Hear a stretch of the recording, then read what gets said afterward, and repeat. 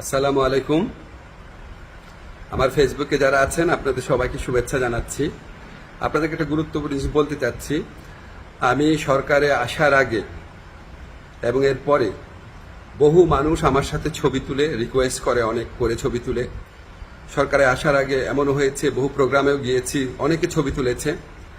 এখন আমাকে কেউ কেউ জানিয়েছে এই সমস্ত ছবি দেখিয়ে কেউ কেউ অবৈধ সুবিধা আদায়ের চেষ্টা করছেন এবং কেউ কেউ নাকি বিভিন্ন কথা বলে চাঁদা আদায়েরও চেষ্টা করছেন। এগুলো আমি শুনেছি, সত্য মিথ্যা জানি না। আমি এটা তীব্র প্রতিবাদ করছি।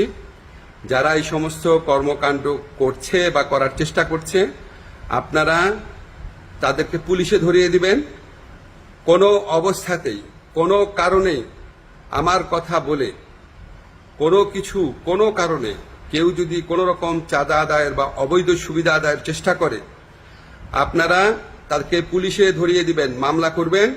মামলার কপি আমার ফেসবুকে পাঠিয়ে দিবেন, আমার যে ফ্রেন্ডদের পেজ আছে সেখানে পাঠিয়ে দিবেন, এবং অবশ্যই আমি চেষ্টা করব এটার বিরুদ্ধে ব্যবস্থা নেওয়ার জন্য।